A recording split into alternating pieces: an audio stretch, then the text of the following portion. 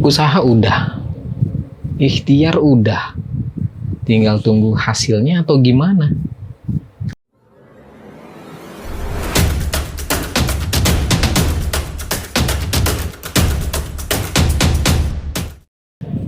Nah, kamu nih yang sekarang sedang memulai sebuah usaha, memulai membenahi diri, biar ada perubahan dalam hidup, dan lagi semangat-semangatnya ngebangun usaha itu.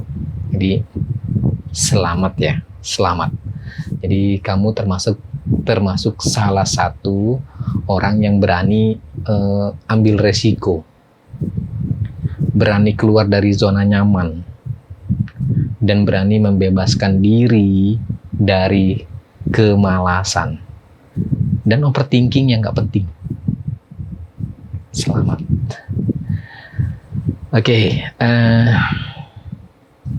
dan itu yang tadi sudah gue jelaskan, dan itu termasuk tanda-tanda kalau jiwa spiritual kamu sudah terbangun atau gerbang potensi diri kamu sudah terbuka. Wah, keren nggak? Ya, dan itu juga tanda-tanda kalau kamu memang orang yang punya ambisi positif untuk merubah kehidupan kamu agar lebih baik ke depannya. Apa yang kamu lakukan sekarang akan berdampak ke depannya, sekecil apapun. Jadi mungkin ada juga yang sekarang sedang berjuang nih, yang sekarang sedang berjuang seperti gua untuk membangun fondasi usahanya, berusaha dengan maksimal dan berikhtiar, tapi belum menemukan titik terang atau seperti jalan di tempat gitu, kayak mentok gitu, bikin kesel juga kan.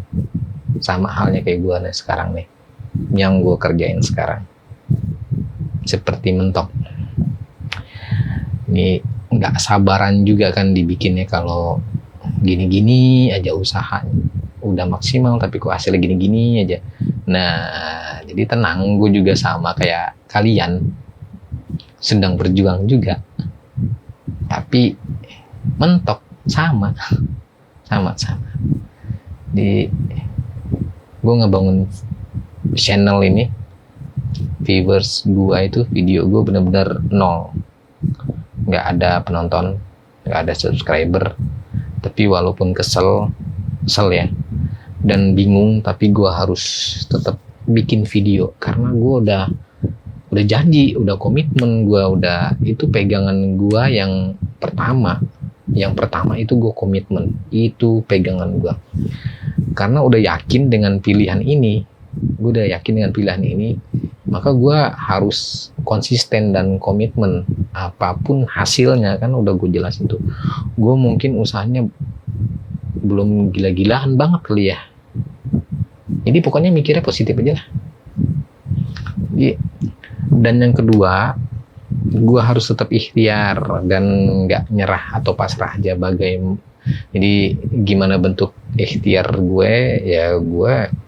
Ya dengan cara tetap membuat video walaupun nggak ada penonton gitu.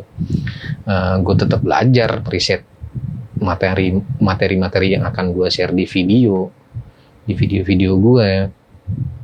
Dan gue belajar dari konten-konten kreator yang sudah duluan memulai menjadi YouTuber, tapi dengan tema yang sama kayak gue belajar dari mereka, temanya sama kayak gue. Jadi gue pelajari cara mereka berbicara, gue pelajari intonasinya mereka, gue pelajari isi kontennya, gue pelajari serius, gue pelajari betul-betul. Nah, itu cara gue berikhtiar. Jadi ikhtiar itu kan bukan sekedar berusaha terus-menerus aja kan, tapi juga terus belajar, mencari solusi, mencari jalan keluar, sampai ketemu polanya, sampai ketemu formulanya gitu. Nah, itu salah satu bentuk ikhtiar sih kalau menurut gua. Dan yang ketiga sih kalau menurut gua tuh, ini menurut gua ya, yang masih sering gua lewatin itu,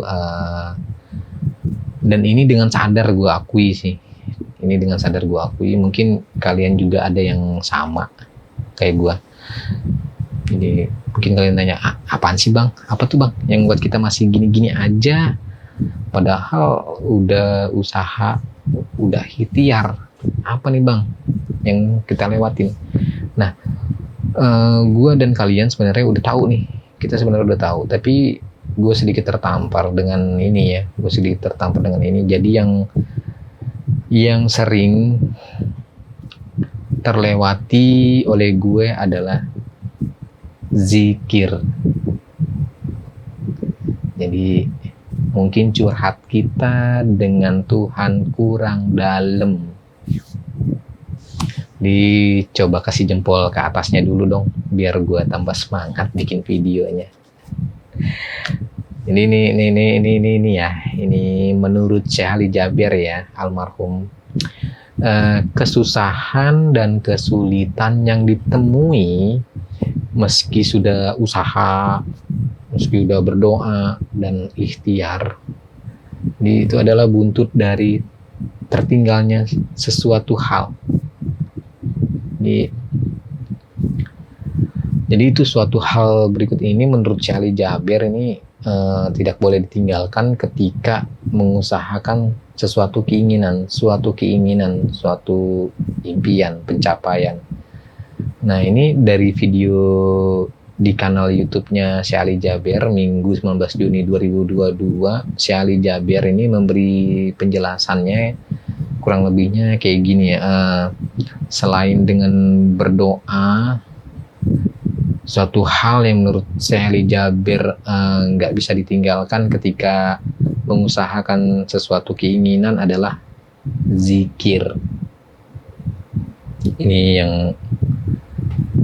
yang gue akui secara dengan sadar ya, gue akui sering terlewat. Jadi adapun zikir yang menurut Syekh Ali Jabir ini, adapun zikir yang sangat disarankan untuk memperlancar suatu keinginan menurut Syekh Ali Jabir adalah istighfar.